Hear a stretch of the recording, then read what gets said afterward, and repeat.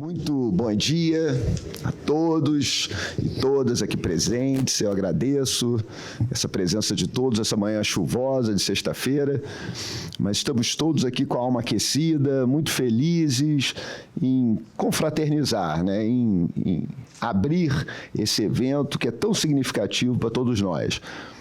Então, em nome da Procuradoria-Geral do Estado, da Universidade do Estado do Rio de Janeiro, da Faculdade de Direito, é um prazer para a gente começar aqui, né? Não à toa esse evento é organizado a quatro mãos, por assim dizer, por duas grandes casas em que o professor Ricardo Lobo Torres desfilou os seus conhecimentos, as suas relações humanas, que foram a Faculdade de Direito da UERJ e a Procuradoria-Geral do Estado. Então, é significativo esse encontro, essa confluência de ambientes aqui. E eu agradeço demais a carinhosa organização, caprichada organização, um temário espetacular que foi montado pelos coordenadores aqui presentes, meu querido amigo Sérgio André, professor da Faculdade de Direito da UERJ, a nossa procuradora do Estado, Silvia Torres, filha do nosso homenageado, que presentes também, que carinhosamente prepararam esse programa todo para que a gente tenha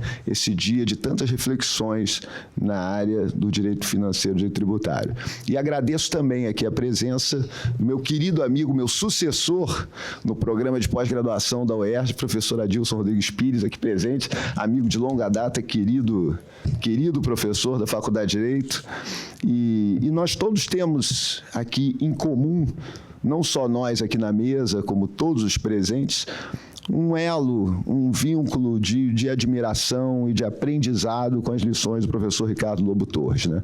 Dizem que um professor ensina muito além de conteúdo. O professor Ricardo era daquelas figuras iluminadas, por onde passava, lecionava pelo exemplo. Pelo exemplo. Todos nós somos gerações, diferentes gerações de alunos de graduação, de mestrado, de doutorado, colegas procuradores de Estado que tanto aprendemos com o professor Ricardo Lobo Torres. Então, assim, para a gente é uma honra, verdadeiramente, Silvia, eu digo assim, falando para você, para a família aqui presente, é uma honra para a gente fazer esse evento aqui na Procuradoria-Geral do Estado. E sem maiores delongas, então, já que a nossa programação é tão bacana, é tão extensa, vamos seguir para os nossos... Vamos ouvir aqui a palavra dos nossos componentes aqui da mesa. A gente combinou você primeiro, mas você que manda. Então, eu vou passar aqui, a pedido do meu sucessor aqui, meu coordenador, meu eterno coordenador do programa, eu passo a palavra ao querido amigo professor Sérgio André Rocha para suas considerações iniciais. Bom dia a todas e a todos, uma alegria estar aqui. Esse o professor Adilson não pede, né? O professor Adilson manda, né? Então, é difícil, né, falar até nesse dia, para mim, esse processo todo de trabalhar no livro, né, até a gente chegar aqui, né, foi um processo muito, muito emocional até, né, pela relação e a importância que o professor Ricardo teve na minha vida. E quando a gente chegou na reta final, né, Silvia, já falando do evento, quando a Silvia disse que a dona Sônia ia estar presente aqui, né, e ver, né, a senhora chegar sorridente, feliz, né, para mim o maior resultado desse evento é ver esse sorriso que eu estou olhando agora na senhora. Então, o evento para mim já foi um sucesso absoluto, independente do que venha a seguir. Então, muito obrigado pela sua presença aqui. A gente tem uma pressão de tempo brutal ao longo do dia hoje, eu vou tentar ser muitíssimo breve. Como a gente vai ter mais tarde um pouco a presença do ministro Barroso, nosso professor titular de Direito Constitucional, né, eu pensei em separar essa minha fala em três partes. Né, falar primeiro um pouco da importância do professor Ricardo Lobo Torres para o direito tributário, né, um pouco da importância do direito tributário e do direito financeiro, um pouco da importância do professor Ricardo Lobo Torres para a Escola de Direito Financeiro e Tributário da UERJ, né, e um pouco da relevância do professor Ricardo Lobo Torres para mim, né, na minha formação como professor, como tributarista, como professor de Direito Financeiro. Da perspectiva do direito financeiro, do direito tributário, a relevância do professor Ricardo é absoluta. Né? Esse livro que a gente traz em nova edição para vocês, que foi a tese de livre docência que ele defendeu na UERJ, já está disponível à venda aqui fora. E não vai ter um evento de lançamento, ou seja, o livro vai ficar disponível, né, durante o dia. Ele é uma mudança, né, paradigmática na maneira como se enxergava o direito tributário. Né? Ele é defendido na UERJ no final da década de 80, e quando no processo de atualização do livro, de leitura do livro, é impressionante a atualidade dele.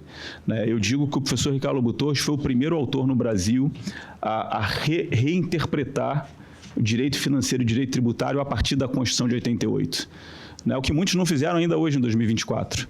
Né? Então, o professor Ricardo, com 1 ano de vigência da nova Constituição, e escrevendo no fim da década de 80, já percebia, né, a mudança de paradigma que a redemocratização trouxe, né, para o estudo do direito financeiro e do direito tributário. Né? Então, quando ele traz ali toda uma teoria nova de interpretação, uma nova visão sobre legalidade, uma teoria tributária absolutamente anticonceitualista, um pouco depois, seguindo na produção, o primeiro autor a trazer a vinculação de direitos humanos e tributação, porque por mais que a gente queira, no direito financeiro, no direito tributário, né, chamar para nós, né, essa propriedade, nessa titularidade sobre o professor Ricardo era um jurista completo. Né? Então, tanto que, quando pensávamos o evento, né, assim, como é que a gente vai fazer um evento só com os professores de direito financeiro, direito tributário e os professores de direito público, né, de direito administrativo, de direito constitucional, filosofia, direito internacional.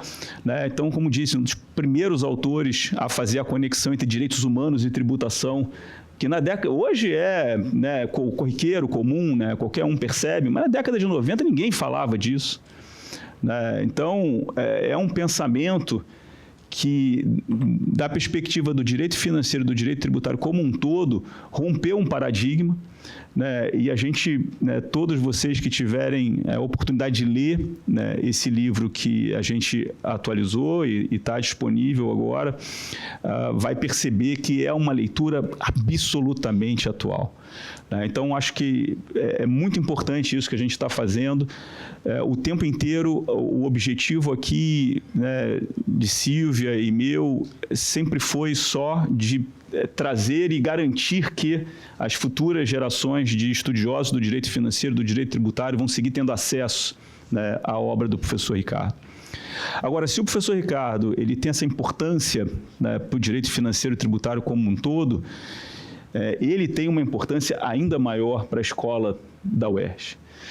A gente tem uma escola pela qual passaram nomes históricos importantíssimos, né? Então, Aliomar Balieiro, Amilcar de Araújo Falcão, Flávio Bauer Novelli, que foi quem fez a ponte e levou o professor Ricardo para a UERJ, né, também procurador do Estado, né, e que, de uma certa maneira, quando o professor Ricardo aposenta na PGE, faz essa pressão e essa conexão para exatamente leva ele, eu acho que em grande medida a carreira acadêmica do professor Ricardo, que é uma carreira marcada por ser uma carreira tardia, né?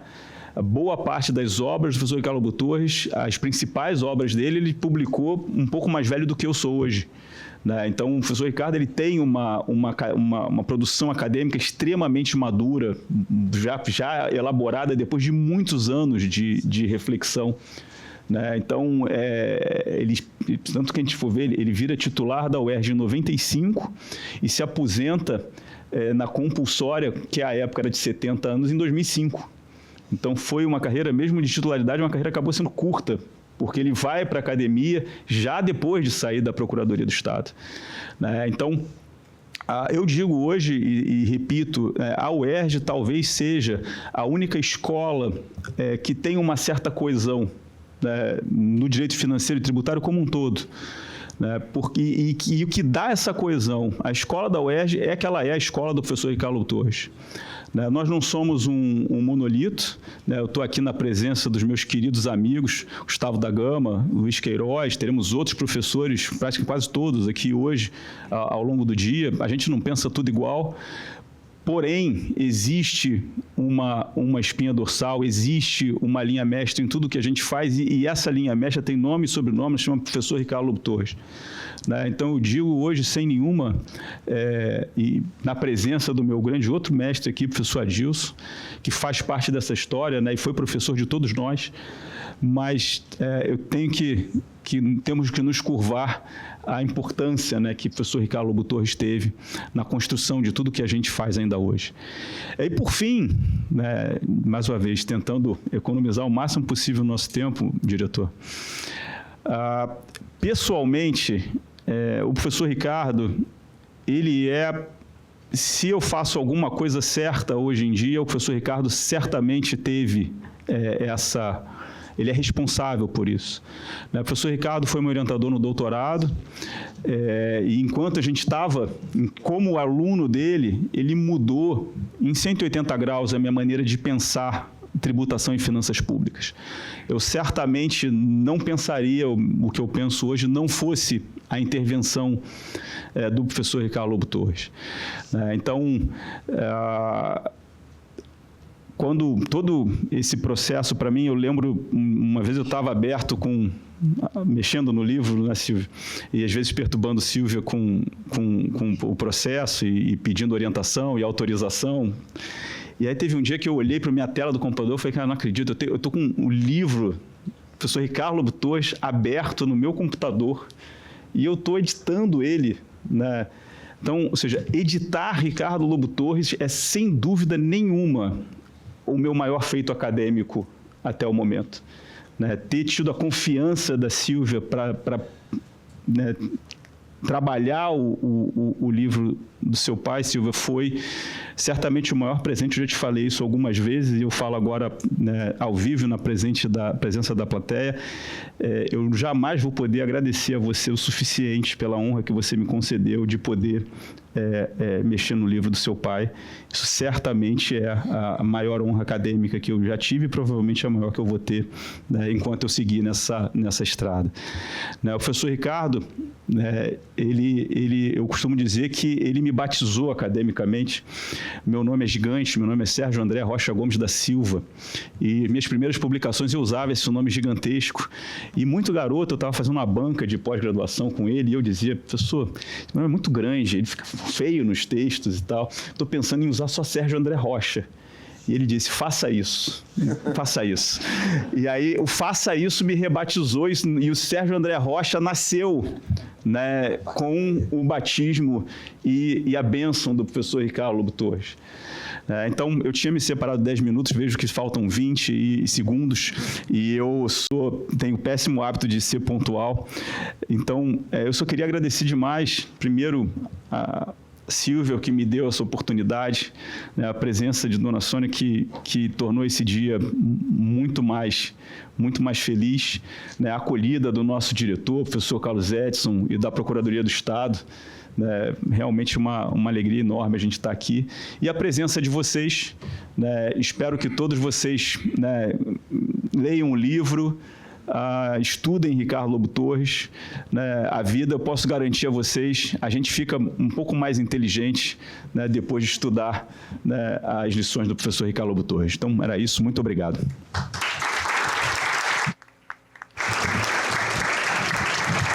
Bom, dando prosseguimento aqui, antes de passar a palavra ao querido professor Adilson, eu quero só fazer um adendo e um complemento aqui ao que o Sérgio André falou, que é o seguinte, não só o professor Ricardo Lobo Torres, pedindo vênia aqui para os colegas de outros departamentos aqui do Direito de Estado, aqui presentes, mas além de constitucional, filosofia, tributário, financeiro, o professor Ricardo Lobo Torres conhecia muito direito civil também. Civil também, que é a base, toda a base da obrigação tributária. Aprendi com ele e reli todos os institutos de direito tributário com uma perspectiva muito técnica de direito civil também. Eu queria dar esse depoimento, porque ele foi meu professor só no mestrado. Na graduação, não tive essa oportunidade de conhecer o professor Ricardo Lobo Torres. Mas já em 92, no primeiro semestre de 1992, no mestrado, lá do programa de pós-graduação em Direito da UERJ, tive aula com o professor Ricardo Lobo Torres e pude ver isso tudo. E mais ainda, quero dar um depoimento também pessoal, muito rapidinho aqui. Meu concurso de ingresso para a Universidade do Estado do Rio de Janeiro foi assistido por vários professores de direito civil. E eu lá no meio da aula, quando eu identifico, assim, na doutoral, sentado, apenas um professor não era de direito civil.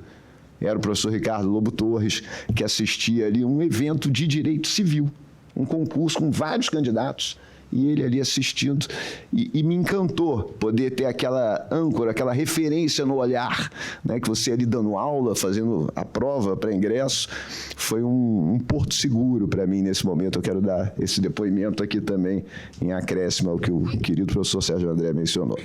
Bom, mas sem maiores delongas, passo a palavra então com grande alegria ao querido amigo professor Adilson Rodrigues Pires para suas considerações iniciais. Bom dia a todos.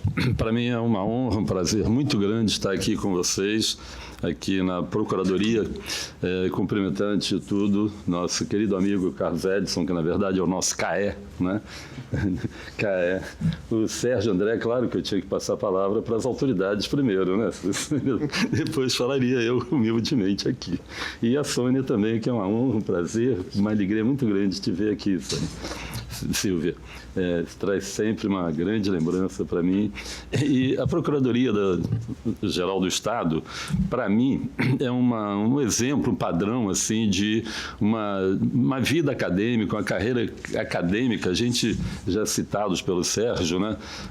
Além do Ricardo, o ministro Barroso, temos o Flávio Bauer Novelli, Carlos Edson e tantos outros aqui que eu não vou citar o nome, porque senão eu esgotaria meus 5 minutos só falando nas pessoas, inclusive a Silvia, né? Então, sempre comentei sobre isso. A vida acadêmica da Procuradoria do Estado foi muito intensa e muito rica, trouxe muito ensinamento para nós todos em várias áreas. Isso me deixa também muito feliz e orgulhoso de estar aqui nessa casa agora. Eu queria cumprimentar os membros da mesa, né? Claro, a Silvia, Sérgio, o Carlos Edson, eu, meus colegas da Faculdade de Direito também, Humberto Ávila, que está chegando, né? Perguntei a ele, saiu hoje de manhã do Rio Grande do Sul, não foi? Você estava lá? Bom, São Paulo, então menos mal. Eu falei, você deve ter acordado às 4 horas para sair do Rio Grande do Sul, Porto Alegre. Não, estava em São Paulo, então menos mal. Para estar aqui conosco. Acordou às 5, não às 4, às 5. Então, é um prazer muito grande. E para mim também, uma felicidade estar aqui nesse evento em homenagem ao Ricardo Lobo Torres. E quando eu falo no Ricardo, sempre vem assim uma emoção muito grande. E nós fomos sócios no escritório durante 3 anos. E essa nossa sociedade que se desfez só porque ele tinha uma sala vazia aqui no centro da cidade durante 3 anos e uma sala ocupada por uns amigos de graça. Olha, paga só o IPTU e o condomínio e fica por aí. E o condomínio nosso lá aumentando, e a Silvia também era sócia, mas foi logo quando ela assumiu a procuradoria, não podia participar, né, Silvia? E nós lá, só o condomínio aumentando, e a nossa sala lá, puxa, vamos cada um para o seu lado. Depois disso, nós programamos uma viagem de 30 dias, não foi, Sônia? Os 2 casais, uma viagem maravilhosa, foi bom demais, né? Quando eu cheguei, um professor nosso, que eu não vou citar o nome, virou para mim conversando, né? E aí, como é que foi a viagem? Ah, foi ótimo, maravilha e tal. Vocês não brigaram, não, durante 30 dias juntos? Eu disse, não, nem uma vez. Eu não conseguiria. Ele falou assim. E, no entanto, eu, o Ricardo, a Sônia e a Ângela, né? Nós todos nos demos muito bem.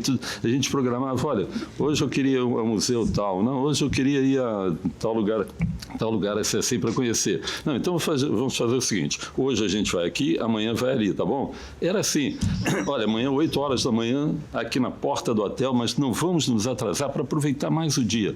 Aí um de nós, né, chegava lá com 15 minutos de atraso, desculpe, não, tudo bem, no dia seguinte, olha, gente, 8 horas da manhã. Aí era o outro que se atrasava, mas não por nada, não, porque qualquer coisa fez ele atrasar. Desculpe, não tinha nada. E assim era a nossa vida, né, Sônia? Puxa, foram 30 e terminamos com um congresso do ILAD em Lisboa, né, durante uma semana. Mas, olha, a nossa vida foi assim. Eu não vou falar da importância do Ricardo para o ERJ, que ele praticamente fundou uma nova escola, calcada nos direitos humanos, na filosofia do direito, na justiça fiscal, né? O Sérgio já falou sobre isso, então não vou repetir, mas falar da importância pessoal do Ricardo para todos nós, inclusive para mim.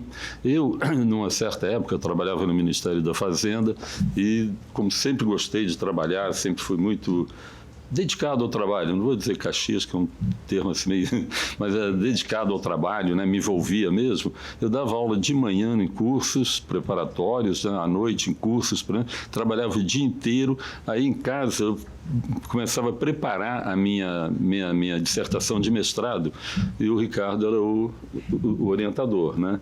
Aí, depois de uns 3, 4, 5 meses, trabalhando depois de 10 da noite, chegava em casa, jantava, ia trabalhar, nem via meus filhos pequenininhos, já estavam dormindo, né? Depois de um mês, uns 3, 4, 5 meses, mais ou menos, desse trabalho duro, não sei o que eu fiz no computador. Naquele tempo tinha aquele disquete, você gravava no disquete, depois passava no computador. Gente, muitos de vocês lembram disso aí, não vão? Não vão lembrar que eu já tenho mais de 50, não. Depois de vários meses, eu cliquei lá em alguma tecla do computador, perdi aquilo tudo, olha, bateu o desespero. Gente, como é que eu vou conseguir? Vou desistir, não vou fazer mestrado, não. Segui minha vida. Aí tive coragem lá, quase um mês depois, cheguei para o Ricardo, olha, vim aqui te agradecer, mas te avisar que eu não vou mais continuar, não, por isso, por aquilo. Não, Adilson, de jeito nenhum, você tem que continuar, pede prorrogação, e assim eu consegui fazer mestrado, doutorado e conviver mais proximamente do Ricardo, que foi uma honra para mim. E outra coisa, só para terminar, né, tem 4 minutos e 32 segundos, vou terminar já. Também, quando eu me aposentei na Fazenda, né, eu cheguei para o Ricardo, pois é, eu me aposentei agora, eu não sei se eu sigo a carreira de advogado ou a carreira acadêmica, que eu gosto muito também, já trabalho nisso e tal.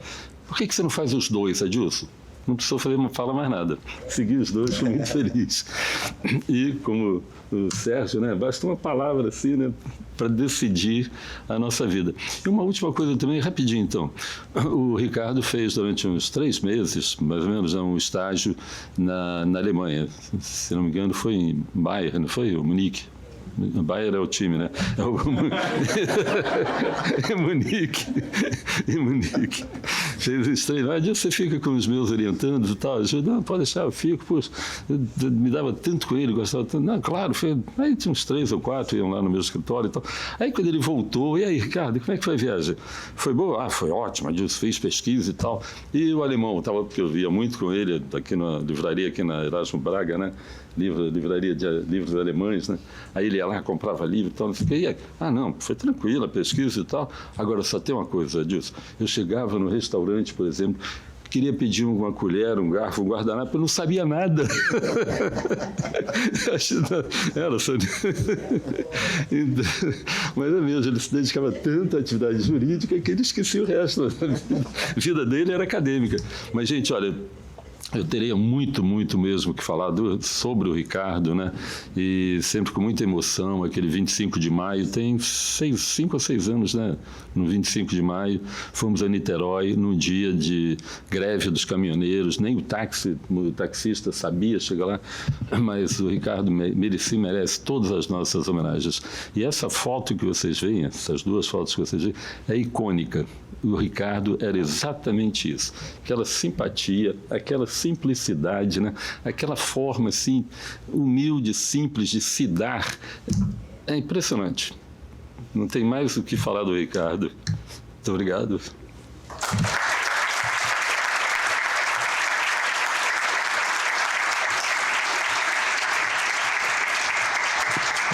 Ficaríamos aqui horas ouvindo, cara, as histórias extraordinárias aqui, professor Ricardo Lobo Torres, mas vamos dando prosseguimento aqui. Eu passo a palavra, então, com grande alegria, à minha colega de Procuradoria do Estado, doutora Silvia Faber Torres, para as suas considerações também. Eu vou ser bastante rápida também, né, que combinamos fazer uma abertura rápida, porque a gente atrasou um pouquinho, até por causa da chuva. Mas é difícil falar sem emoção depois, né, do que o Sérgio falou, depois do que o Adilson falou, trazer essa carga emocional, né, o Carlos Edson. Então, e aqui, de certa forma, eu estou aqui não como procuradora do Estado, não como mestrada, doutora da UERJ, não, mas estou aqui como filha. Hoje eu estou aqui como filha e estou para agradecer, né, a presença de todos vocês, agradecer ao Sérgio André por ter me dado a honra, né, de assumir uma responsabilidade dessa, que é atualizar, né, o livro de Ricardo Lobo Torres. E, a princípio, o Sérgio me propôs a gente fazer um lançamento. Eu falei, pô, bom, ótimo, vamos fazer um lançamento. Eu achei que fosse um lançamento tradicional, né? Mas, como tudo que o Sérgio faz é grandioso, ele pensou, né, num evento extraordinário dessa magnitude, né, com todos vocês, com tanta gente boa falando, com tantos nomes importantes do direito, né, do direito público, do direito privado, e com muitos amigos do meu pai, né, companheiros de vida mesmo, como o professor Adilson, né, como o professor Humberto, o professor Barroso, que vai falar com a gente mais tarde aqui, né, a professora Betina também, que depois virá falar com a gente, né, e com vários discípulos que também se tornaram seus amigos, né, Sérgio? E que, como o Sérgio falou, eu tenho certeza que guardam, assim, na figura do meu pai, né, um grande exemplo de como um bom professor pode influenciar positivamente seus alunos, né, e pode fazer o que estamos fazendo, né, aqui hoje. E essa aqui é uma celebração que muito me emociona, né? De fato, me emociona porque é mais uma forma, né, de constatar, mais uma oportunidade de constatar, né, que toda aquela dedicação do meu pai, toda aquela paixão dele pelo direito público, né, e que eu acompanhei desde menina, né, eu via meu pai em volta de uma infinidade de livros, e depois eu sendo aluna dele, né, no mestrado, no doutorado, mas fui também na graduação, né, estudei na PUC e fui aluna dele de Filosofia do Direito. E depois voltei a ser aluna dele na UERJ, no mestrado e depois no doutorado, né? Então, ver que efetivamente, né, toda essa dedicação dele se transformou nesse legado tão relevante para o direito tributário, para o direito público, né, brasileiro em geral, é extremamente gratificante. E também para mim, né, foi uma possibilidade, uma oportunidade de eu rever essa obra por inteiro, né? Então, e reli, até porque o Sérgio fez questão que eu participasse de cada decisão editorial, né, e me deu a honra de fazer também uma revisão final, né, do livro atualizado, né? Então, e eu pude ver, e agora até com um olhar mais maduro, né, de como esse livro é bonito, né, Sérgio? De como ele é bonito por conversar com outras áreas das ciências humanas, né? Então, ele se aproxima à filosofia, né, como meu pai se aproximou sempre muito da filosofia, mas também fala muito em direito, e ele fala até da arte, né? E é bacana que ele fala que a interpretação é um fazer artístico, né? Então, o intérprete do direito, quando ele está interpretando o direito, ele está fazendo arte também. Então, eu achei uma passagem muito bonita, essa aproximação desse livro, foi uma oportunidade, né, de rever. Também, para a gente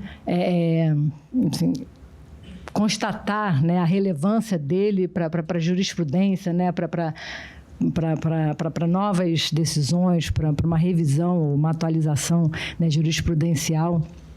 Né, a gente pensar em pluralismo metodológico, né, sendo tratado pelo Supremo, né, abertamente, né, o Supremo falar em igualdade de gênero e mínimo existencial sob a perspectiva do direito tributário, né, e nisso tudo a gente sabe que tem um dedo, né, tem uma semente de Ricardo Lobo Torres, né, e para mim, assim, é extremamente gratificante, né, ver tudo isso. Então, Sérgio, eu acho que eu só tenho que agradecer, e agradecer ao Sérgio porque atualizar um livro de peso, como norma de interpretação, não exige só um conhecimento profundo, como você tem, mas acho que exige uma sensibilidade também com a obra original, né? E isso acho que o Sérgio fez com maestria, né? Ele não mexe na obra original, né? Ele não procura dar palpite sobre o que meu pai pensaria sobre determinada decisão ou sobre uma mudança, e etc. Né? Inclusive, ele fez questão de manter todos aqueles trabalhosos vídeo-páginas. Né? É trabalhoso, né? Aquela remissão muito típica da obra do meu pai, né? Que quando ele está tratando de um assunto em que ele vai tratar posteriormente de forma mais detida, mais profunda, ou já tratou, então ele faz sempre aquelas remissões. E tem muito, ele fez bastante disso. Eu até, assim, aqui entrando um pouquinho nos bastidores da atualização, eu até falei para o Sérgio, eu liberei ele. Falei, Sérgio, não precisa, isso é muito trabalhoso. E falei, fora que meu pai tinha, né, um grande diferencial, uma grande aliada, que era minha mãe, né, que é bibliotecária e que ajudava ele todos, né, em toda essa revisão de seus livros, né. Ao que o Sérgio carinhosamente me respondeu, nossa, então é uma dupla honra, né? Atualizar o livro do seu pai e realizar a atividade que sua mãe realizava, né? Então, muito obrigada, Sérgio, por isso. E é isso, Sérgio, assim, a atualização desse livro é um presente inestimável, né? Acho que para toda a comunidade do direito público brasileira, e eu só tenho a agradecer, assim, em nome da família Ricardo Lobo Torres, com minha mãe aqui presente, eu só tenho a agradecer a você nos ajudar a manter viva a obra do meu pai. Muito obrigada e que tenhamos um dia extremamente profícuo.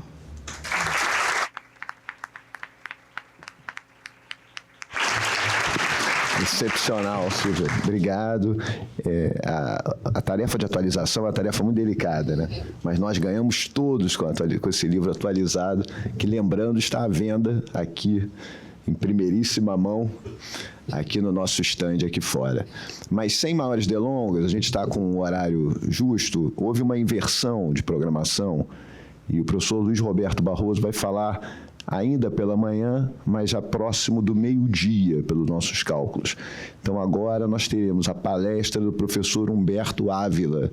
Tá? A gente combinou essa inversão, a quem eu convoco aqui, chamo aqui para a mesa. A gente nem vai desfazer a mesa.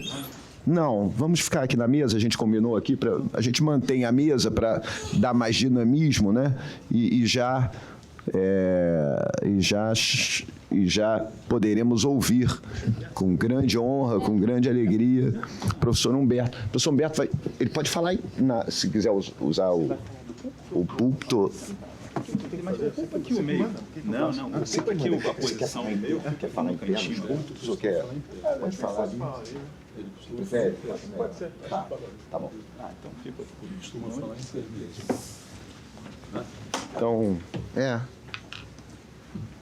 Então, nós teremos agora o que estava previsto aqui como painel 2 na programação, só para ciência de todos, a conferência intitulada A Importância de Ricardo Lobo Torres para o Direito Tributário Brasileiro. Professor Humberto Ávila, que já está aqui conosco, a quem eu tenho dispensa qualquer apresentação, né? E a quem eu tenho a grande alegria de passar a palavra. Professor Humberto, por favor.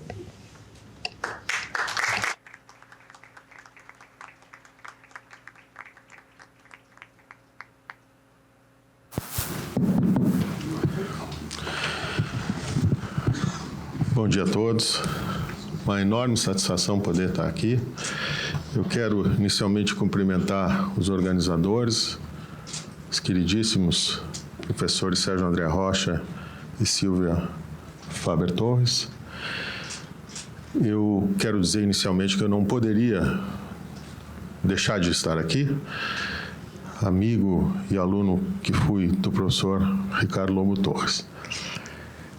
Eu quero também fazer uma saudação à dona Sônia. Revendo os livros do professor Ricardo, eu encontrei a seguinte dedicatória num dos tomos do Tratado de Direito Financeiro e Tributário. A bibliotecária Sônia Regina Faber Torres, meu amor. E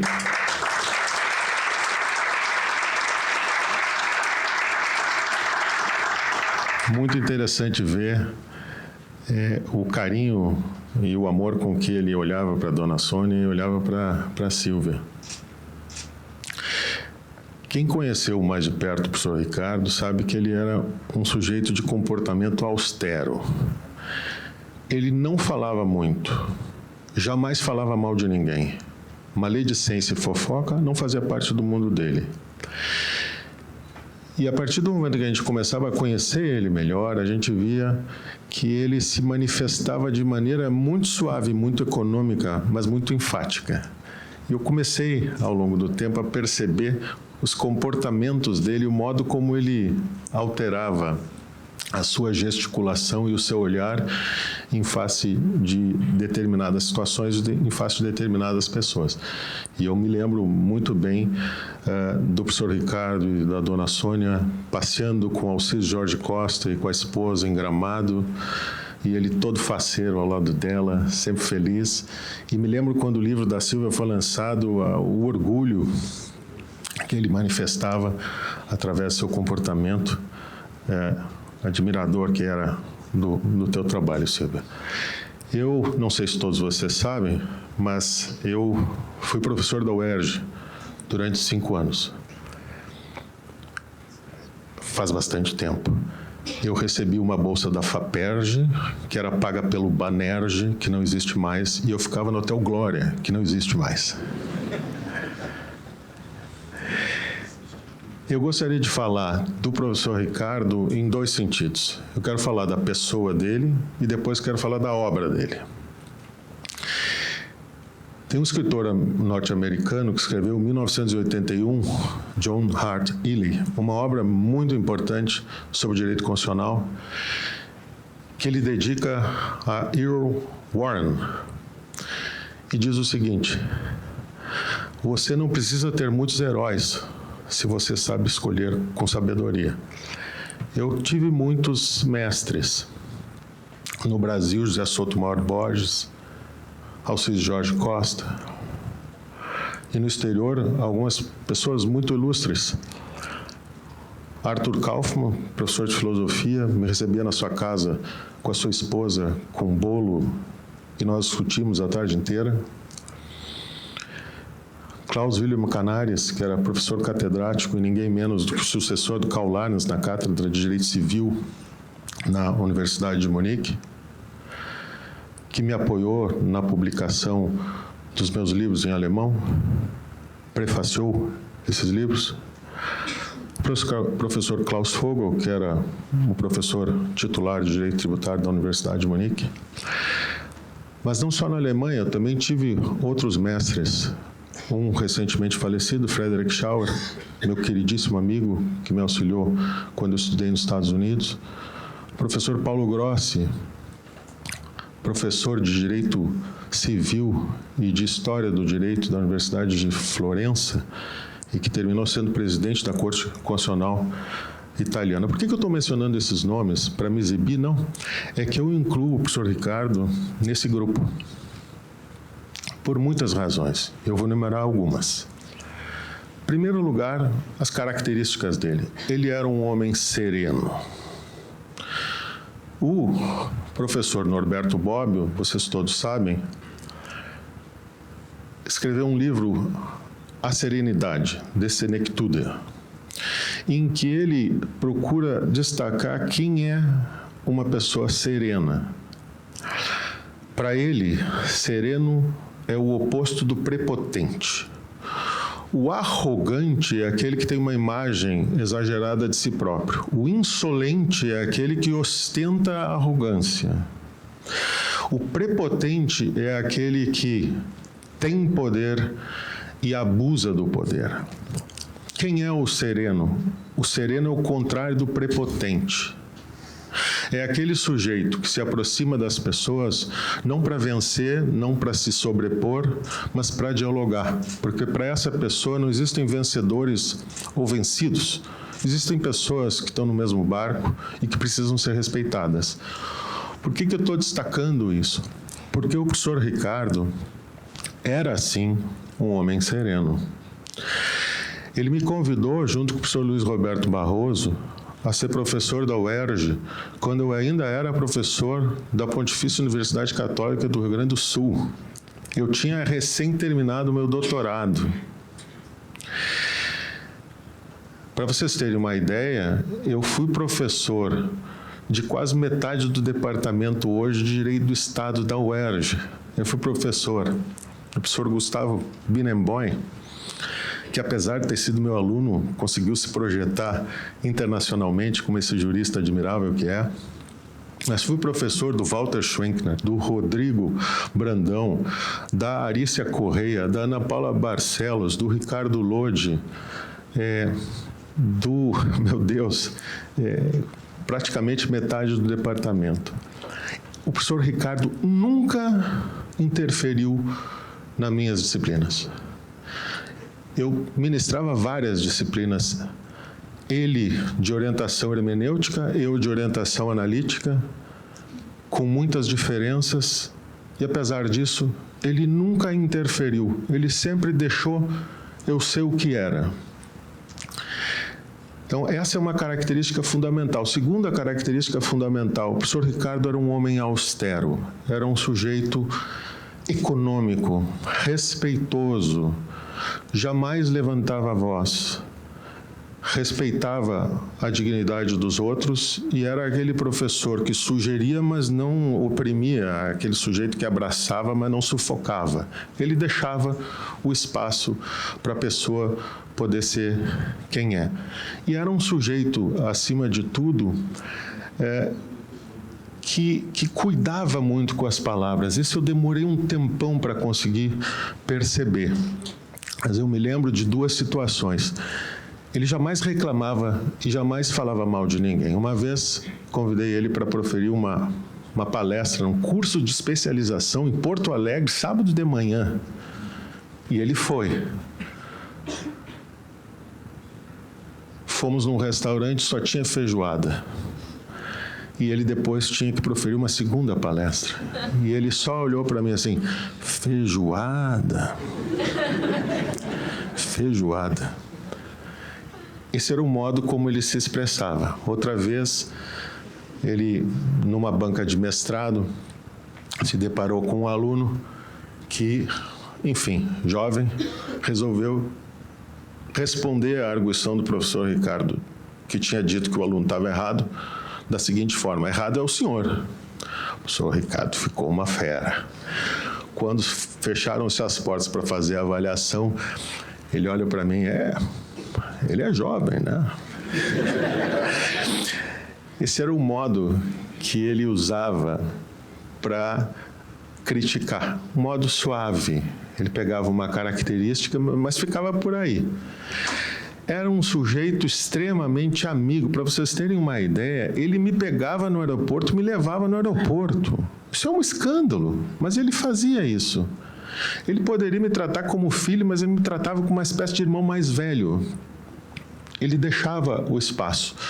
Pegava no aeroporto, nós íamos jantar no restaurante Alcaparra, no Flamengo, que ele adorava. Ele sempre pediu o mesmo prato, eu sempre pedi o mesmo prato, e a gente conversava a noite toda. Ele se dava a poucos, mas não se negava a ninguém.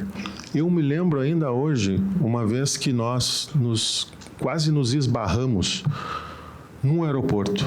Eu indo para um lado, ele indo para o outro. Ainda bem que não nos esbarramos, não sei quem levaria a pior, mas seria um acidente trágico. E eu perguntei, mas professor, o que o senhor está fazendo aqui? Ele disse, não, eu estou vindo de Manaus e estou indo para o Paraná. Eu digo, mas meu Deus do céu...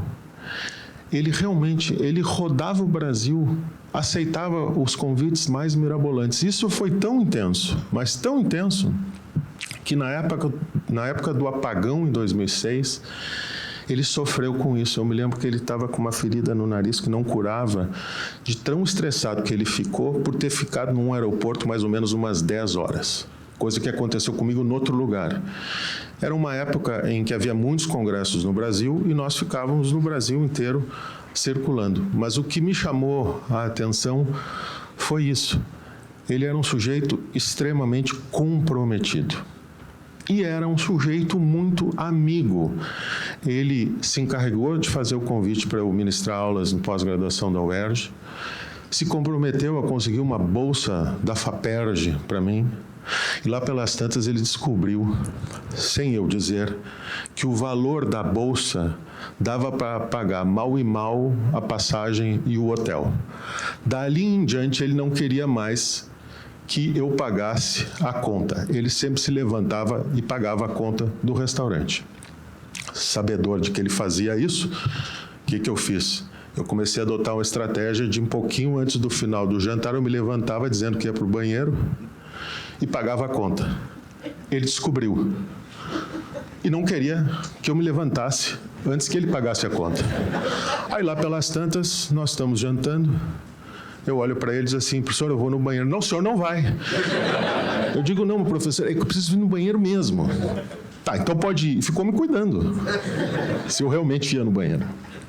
Então, era essa pessoa amável, querida, que realmente compartilhava desse sentimento de generosidade. Não é à toa, vejam só, que o meu livro, que, independentemente da minha vontade, é o que mais fez sucesso, foi dedicado a ele, que é o Teoria dos Princípios. E sabem como é que eu dediquei a ele o livro? Ao professor Ricardo Lobo Torres, mestre pelo saber e não pelo poder, exemplo de erudição, humanidade e generosidade. Essa primeira parte me custou caro em São Paulo, porque todo mundo sabia do que eu estava falando. E eu precisava falar exatamente isso. O professor Ricardo era mestre pelo saber. Ele nunca impôs nada a ninguém. Ele era um mestre de eleição. E há muitos, entre aspas, mestres que têm seguidores, quando não capachos, mas que não têm admiradores. E o professor Ricardo era esse sujeito que tinha realmente admiradores. Mas aí surge uma pergunta que não quer calar, que é a seguinte: por que razão o professor Ricardo resolveu convidar um gaúcho de 32 anos, recém-doutor, que sequer ainda tinha ingressado por concurso na Universidade Federal do Rio Grande do Sul, com quem ele tinha 35 anos de diferença, para ministrar aulas na UERJ para essa turma brilhante que casualmente passou por lá? Por quê? Eu penso que tem uma explicação. Ele próprio me confidenciou essa explicação, mas eu acho que é uma explicação verdadeira. Nós temos que remontar à década de 90, como fez o professor Sérgio André. Nós temos que ver o que o professor Ricardo estava escrevendo e o que eu, ainda muito jovem, estava escrevendo.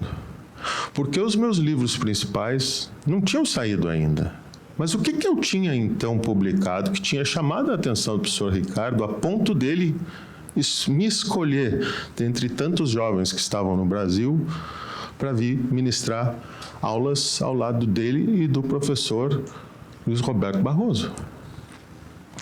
Eu escrevi em 97 um artigo sobre o dever de proporcionalidade. Naquela época, em alguns casos ainda hoje, o professor Robert Alexi era um mito. Ninguém questionava ele. Eu fui lá e escrevi um artigo tecendo uma série de críticas ao professor Alexi. E tratando de um tema que não era, na época, tratado, que é tratar com dignidade determinados critérios de interpretação e determinados princípios.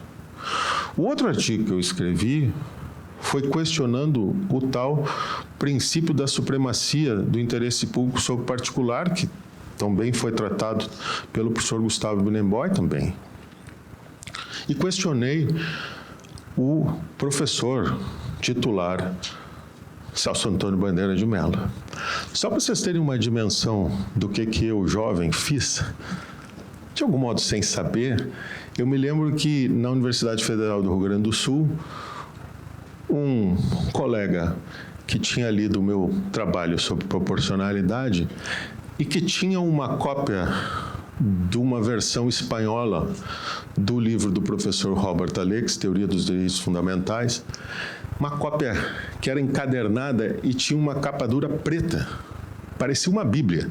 Eu me lembro que ele botou a mão em cima daquele livro, com a outra mão ele levantou o dedo e me apontou, dizendo mais ou menos assim: quem o senhor pensa que é para criticar o professor Robert Alexi?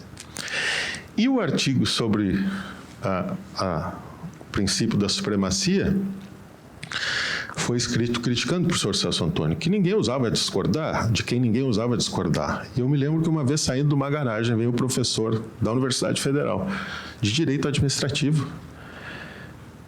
Ele pede para eu parar, eu saio do carro, ele diz assim: Humberto, você acabou com a sua vida acadêmica, cara. Você não sabe a bobagem que você fez. Você não pode criticar, muito menos o professor Celso Antônio. Eu me lembro que eu fechei, saí, fiquei preocupado.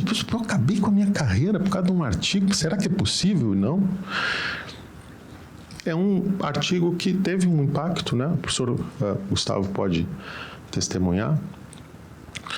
E o outro artigo foi sobre argumentação, teoria da argumentação, em que eu, apresento um modelo, os vários argumentos, as regras de prevalência e determinados critérios de sobreposição entre os argumentos.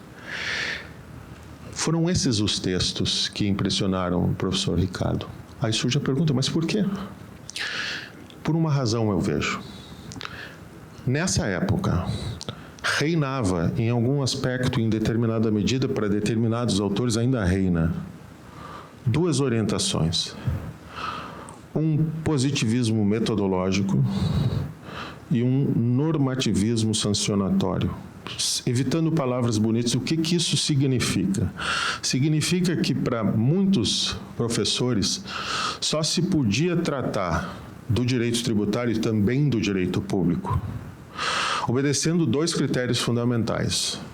Critério número 1, só se poderia fazer uma proposição que pudesse ser testada com base na experiência do direito positivo.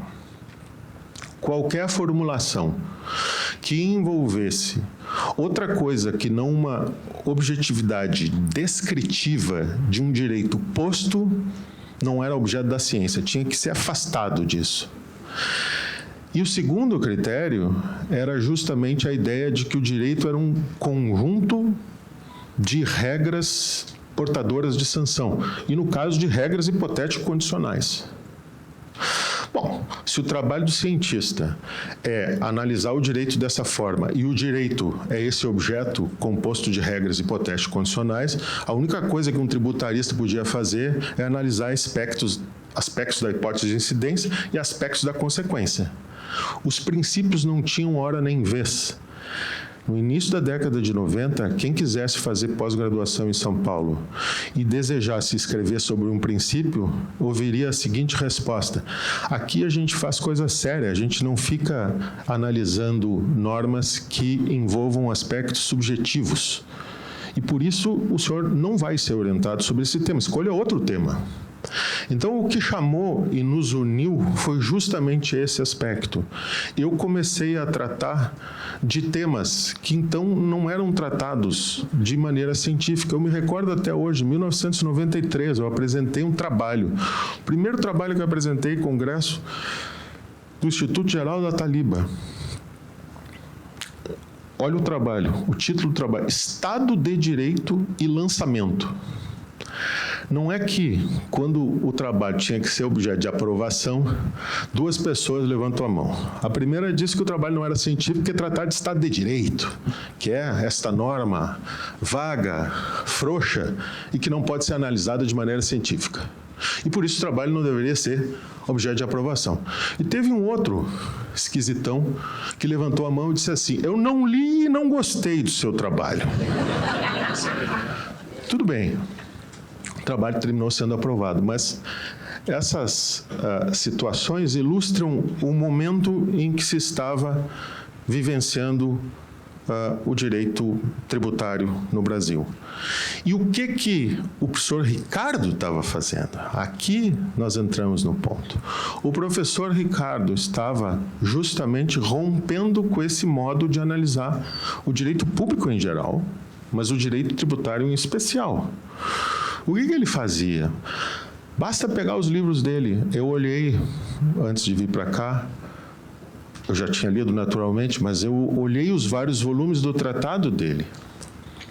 Analisem a bibliografia extensa, profunda, de dificílimo acesso. Normalmente, autores estrangeiros, sobretudo alemães, mas não exclusivamente alemães, ingleses, espanhóis, italianos, dado o seu conhecimento em idioma estrangeiro, ele tinha uma pesquisa realmente abrangente e, ao mesmo tempo, profunda. De outro lado, ele começou a analisar de maneira a fazer uma conexão entre o direito tributário e os direitos humanos e também os direitos fundamentais e os grandes princípios constitucionais. Se vocês pegarem os livros da década de 70, 80 e 90 e verificarem o peso que os autores davam a princípios constitucionais e a direitos fundamentais, vocês vão ficar chocados, porque o peso era nenhum. Vários cursos de direito tributário, ainda hoje, têm 5 linhas sobre igualdade, linha nenhuma sobre liberdade, e por aí vai. Então, o que o professor Ricardo fez? Ele rompe com esse imobilismo intelectual, começa a fazer uma análise interdisciplinar, de algum modo contextualizada, porque sempre que ele enfrenta um tema, ele não enfrenta exclusivamente com base no direito positivo. Ele faz uma contextualização histórica. Depois de fazer essa contextualização histórica, ele faz uma conexão com o direito estrangeiro e depois ele examina o tema sempre à luz dos princípios fundamentais da República Federativa do Brasil. Então, é muito presente aquilo que ele faz quando ele conecta direito tributário à dignidade, fala do mínimo existencial, conecta o direito tributário à liberdade, igualdade, propriedade, entre outros tantos princípios fundamentais. E esse modo de analisar não era comum. Simplesmente não era comum. E foi isso que nos uniu, apesar de nós termos visões, em alguma medida, distintas, o que nos unia era esse modo de analisar o direito tributário. E foi pelas mãos dele que eu não só estive presente na UERJ, mas, por incrível que pareça, ele me pegava na mão e me levava nos cursos de pós-graduação. Ele, inclusive, era coordenador de um curso de pós-graduação. E eu ia junto com ele para que nós falássemos em conjunto sobre os princípios fundamentais. Eu falava dos postulados, ele falava dos princípios de legitimação. Tínhamos algumas divergências, eu diria, quase que meramente terminológicas, mas o pano de fundo era basicamente o mesmo. Não dava mais para analisar o direito tributário sem examinar finalidades, efeitos, condutas, se circunscrevendo unicamente a aspectos de hipótese de incidência e de consequência de regras de tributação. Essa forma de ver ampliou extremamente o olhar que a doutrina passou a dar para o direito tributário. E tanto é assim que não só na UERJ, por conta do professor Ricardo, em alguma medida por minha conta, mas na Universidade Federal do Rio Grande do Sul, começaram a surgir dissertações de mestrado e teses de doutorado sobre o quê? Sobre os grandes princípios que deveriam orientar a análise do direito tributário. Algo que até então não existia. Procurem livros da década de 60, 70, 80 e 90 sobre proporcionalidade. Vocês não vão encontrar. Sobre os grandes princípios constitucionais, vocês não vão encontrar. Leiam, todavia, a obra do professor Ricardo, que ele, enfim, foi contribuindo ao longo do tempo, mas que ele condensou de algum modo no tratado. Olhem a estrutura do tratado.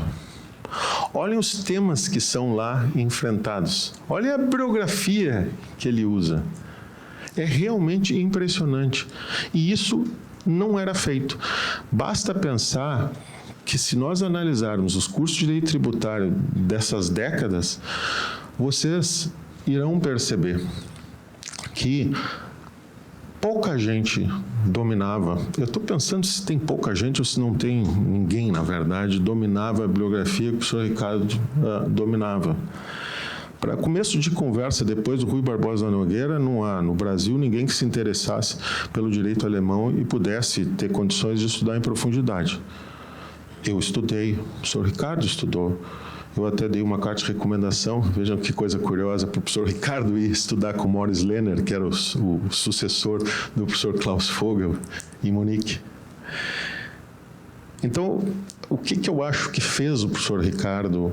Ele foi, de algum modo, um desbravador de um novo modo de analisar o direito público. Por que ele conseguiu fazer isso? Por que as outras pessoas não conseguiram fazer isso? Essa é uma pergunta interessante, que poderia ser objeto, inclusive, de algum estudo. Mas eu diria o seguinte: ele se dedicou na primeira fase da vida à procuradoria. E depois ele se dedicou integralmente à academia.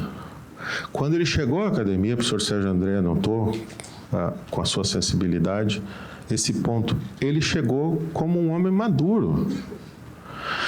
Ele fez doutorado em filosofia, se formou em filosofia, ele se formou em direito. Ele tinha essa outra percepção, que eu diria, até então, não era partilhada por absolutamente ninguém. Então, um homem maduro, que tem esse conhecimento transversal e amplo do direito, com uma sólida formação em filosofia, começa a olhar o direito tributário quase que externamente e começa a ver que tem alguma coisa errada. E é a partir desse momento que ele começa a ampliar os horizontes do direito tributário. Então, a mensagem que eu queria deixar aqui é apenas a seguinte: o professor Ricardo é um grande jurista. Às vezes, a proximidade impede que a gente veja a grandeza da pessoa, viu? Talvez vocês, cariocas, não possam dimensionar isso. A Sônia, que é esposa, a Silvia, que é filha. O professor Ricardo é um grande jurista em nível internacional, e eu posso testemunhar isso, por isso que eu fiz menção àqueles autores. Aqueles autores têm uma diferença fundamental para o professor Ricardo, que ele não escreveu em outra língua. Nós, infelizmente, escrevemos português, ninguém lê português no mundo, tá? Mas esses autores que eu antes mencionei são autores mundialmente conhecidos. E o professor Ricardo, na minha avaliação, tinha não só uma estatura do mesmo nível de jurista, ele tinha uma estatura de pessoa. O professor Ricardo era seríssimo. Infelizmente, os mais novos, enfim, talvez não saibam disso, mas muita gente participa de banca de mestrado e doutorado, não lê dissertação nem tese de doutorado. Tem gente que vai para a banca de mestrado e de doutorado para fazer média, dar nota alta para trabalho ruim. Eu não sei se vocês sabem, o professor Ricardo era duríssimo nas bancas, duríssimo. E vejam que ele me convidava para as bancas dele e eu convidava ele para as minhas bancas. E ele foi muitas vezes para a Universidade Federal do Rio Grande do Sul, muitas. Ele arguiu praticamente a maioria dos meus orientantes quando eu era, então, lá professor. E ele lia todo o trabalho de maneira séria, mas austera. Ele, com muito rigor, arguía. Ele não era injusto, ele não fazia crítica barata, leviana, para querer aparecer, não. Mas ele tocava no ponto. Os alunos, muitas vezes, ficavam desesperados. Mas ele era sempre justo na avaliação. Sabia, porque tinha essa sensibilidade, que as pessoas eram jovens, como antes mencionei, e sabia fazer essa avaliação.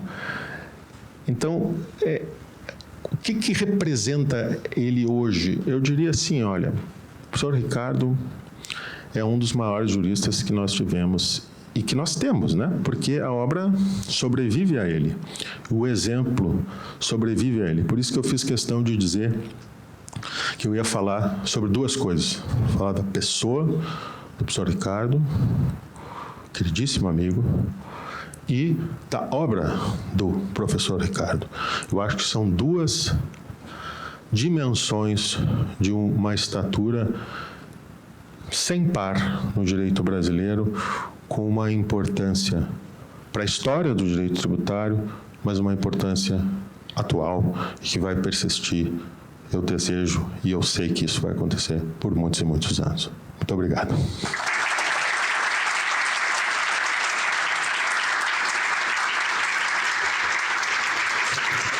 Muito obrigado, professor Humberto Ávila, por sua palestra, que, na verdade, é um depoimento emocionante e que revela o exemplo, né, que a gente falou aqui desde a primeira fala e que tem sido retratado em todas as falas, o exemplo que foi o professor Ricardo Lobo Torres e sua grandeza. Então, muitíssimo obrigado pela contribuição. E a gente vai passar agora imediatamente para o painel 1, né, sem interrupção, estamos em cima do horário para a gente poder, daqui a pouco também, poder manter a programação como um todo, respeitar o horário de almoço. Então, sem maiores delongas, eu chamo aqui a mesa, a Maurine, né, que vai, minha colega, para presidir esse... Ela está aí? Cadê a Maurine? Está ali? Está ali. Maurine, por gentileza, para presidir aqui o painel 1. Muito obrigado e obrigado a todos. Declaro encerrado esse painel. Obrigadíssimo. Vamos tirar uma foto, né?